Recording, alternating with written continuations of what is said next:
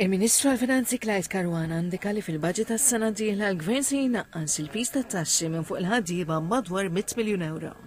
Waqt li sostna li eluf ta' ħaddiema ser jibbenefikaw mit-tnaqqis fit-taxxa ta' dħul, il-Ministru Karwana qal il-Gvern ser ikompli sussidja l-prezzijiet tal-enerġija. Fl-istess waqt qal il-Gvern se jibqa' viġilanti sabiex ikompli jilħaq il-mira li jnaqqas id-deficit minn 4% għal 3.5%.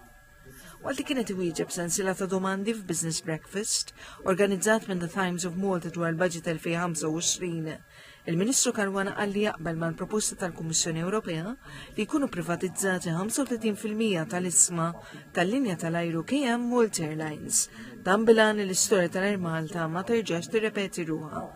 Dwar miżuri li jrażnu l-ħlas tat-taxxa, il-Ministru tal-Finanza qal il-budget ser jaġevola lil dawk li jħallsu t-taxxi. L-akbar tax cuts ippjanati fl-istorja riċenti għalli din il-miżura ma daħlitx qabel minħabba żidiet fil-prezzijiet tal-enerġija u l-inflazzjoni, kaġun tal-invażjoni Russa fl-Ukrajina. Dwar id-dħul tal-Gvern, il-Ministru Karwana qal li dan żdied bi 300 miljun euro fl-ewwel 6 xhur tas-sena, mistenni jisboq iż-żieda ta' 500 miljun irreġistrata s-sena l-oħra. Indika li din iż-żieda fit-dħul kienet dovuta li żied tal-miżuri li ttieħdu sabiex jissiltu l-evażjoni tat-taxxa.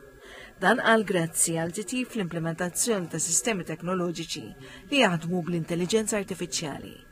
Qal li dawn tejbu l-proċess tal-analiżi tad-dikjarazzjonijiet ta' dħul għalli qabel ma daħlet fis-seħ din is-sistema kważi 45% ma kinux qed iħallsu l-ammonti li kienu dovuti minnhom f'taxxa. Żied li sal-aħħar tas-sena s-sistema ser tibda tikkalkula wkoll it-taxxa dovuta fuq dħul personali, fuq dawk il-kumpaniji li importaw u jesportaw. Innota li fil-waqt li l-proċess tal-verifika tal-vet kien jieħu 5 xhur, illum qed jieħu biss jumejn. Il-Ministru Karwana indika wkoll li fil-budget tas-sena d-dieħla se jerġgħu jiżdiedu ch-Children's Allowance u l-pensjonijiet.